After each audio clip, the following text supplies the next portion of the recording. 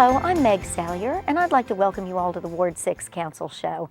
I have with me today one of my great friends, Gloria Torres, and it's going to be hard for me to come up with all the titles. Gloria, you're the coordinator for the Capitol Hill Campus Center for Oklahoma City Community College. Right.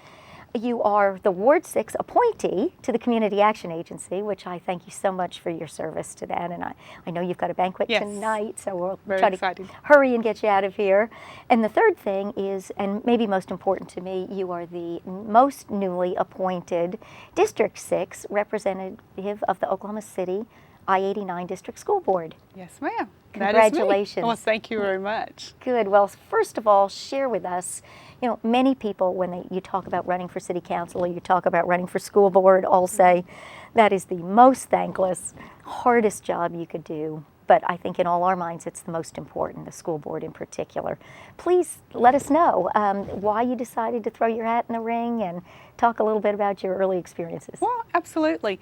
You know, and we hear that a lot, that this is one of the most thankless. And I have to tell you, when you see both the children and the adults every day, and they know that you're there working for them, you get those smiles, you get those things, and really walking down the street, there are a lot of people in our community who understand the service that we provide as educators, but also on the school board. So it is, for me personally, it is an absolute honor to be able to serve in that capacity. I have been in education for just a little over 20 years.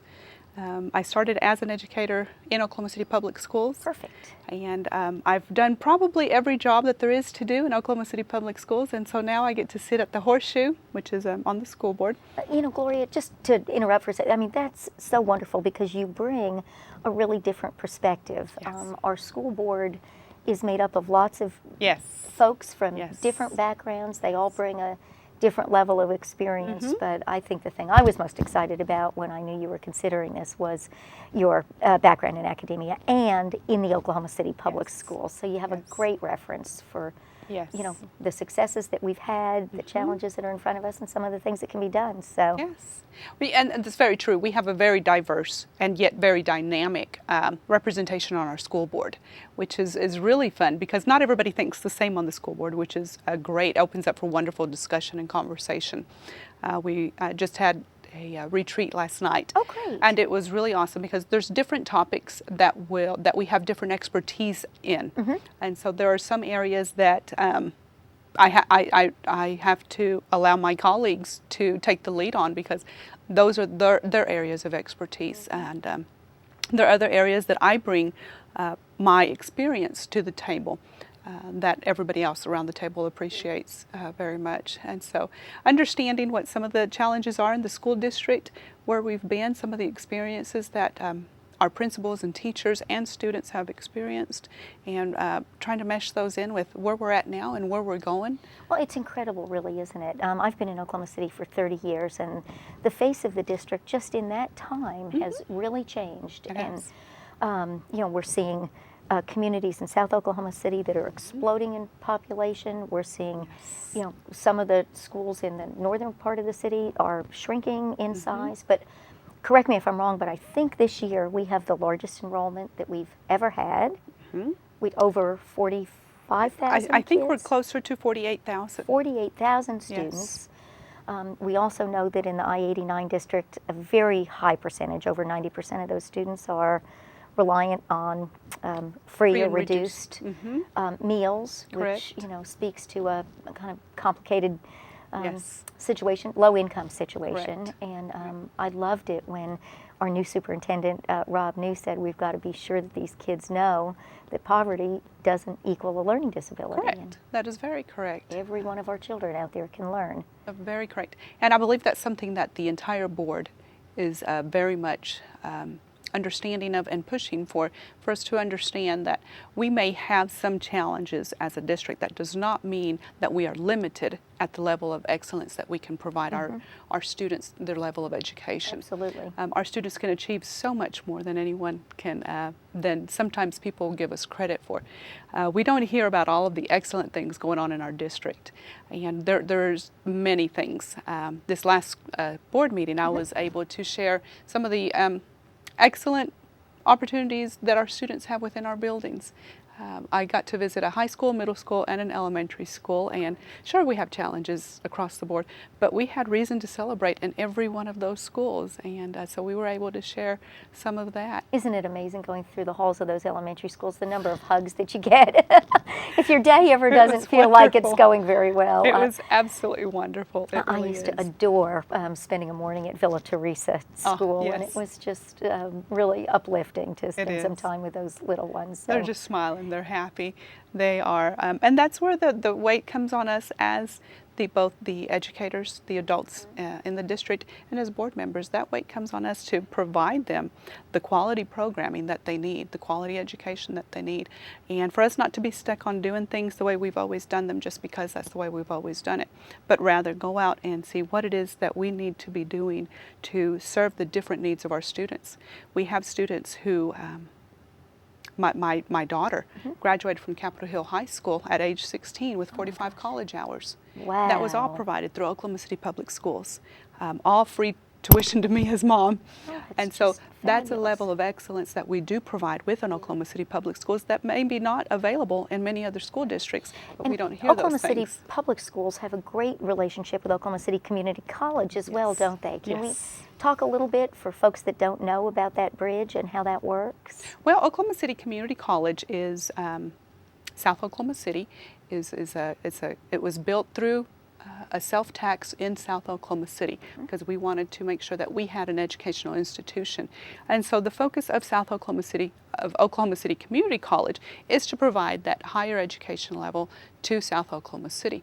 With that, every Oklahoma City public school student who lives in South Oklahoma City is therefore entitled to receive the OKC grant, OKC Go grant, which pays for tuition.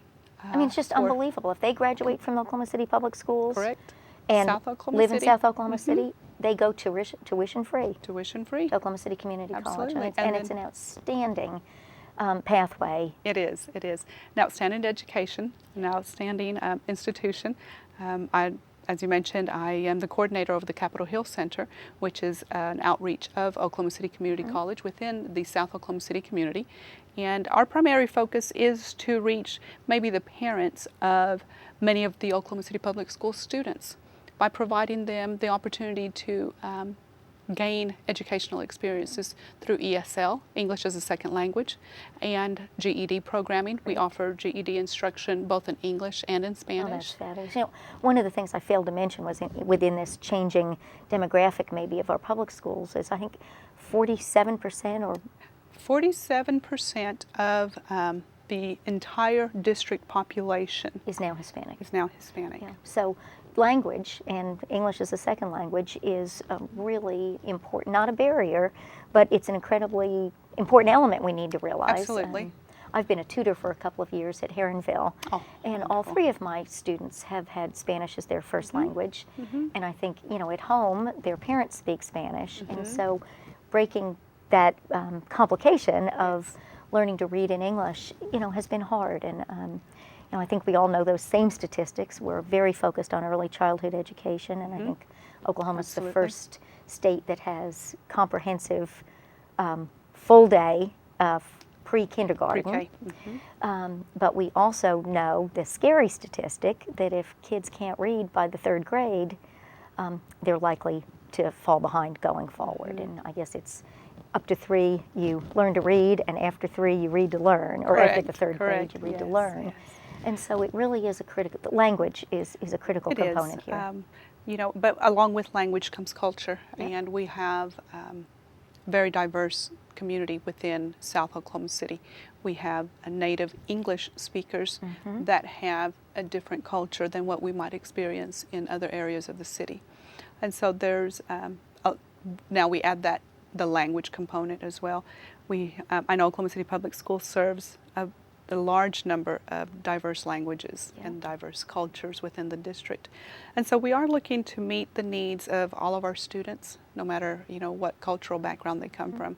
We want them to be able to excel and succeed and to be able to compete at the same level as a student graduating from any other school or any other school district. I was really excited that the Foundation for Public Schools, I guess along with the Chamber and the district, recently did a community survey and reached out to families with students in the district, reached out to the business community, and reached out to employees of the district, Correct. whether academic or Right. otherwise.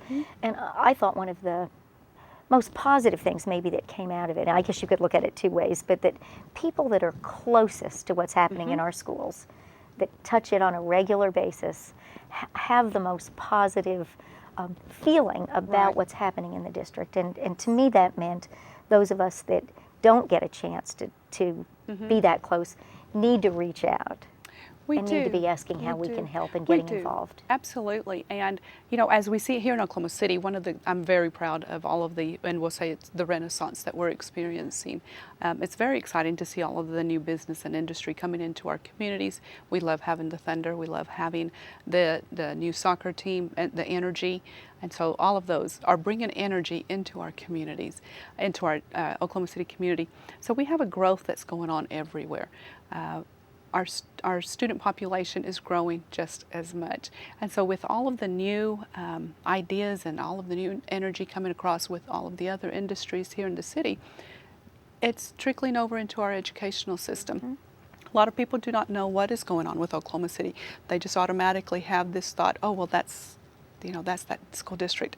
But as we continue to talk about and highlight those positive things that our school district does excel in, I hope to better educate our community in that, because we do have a lot.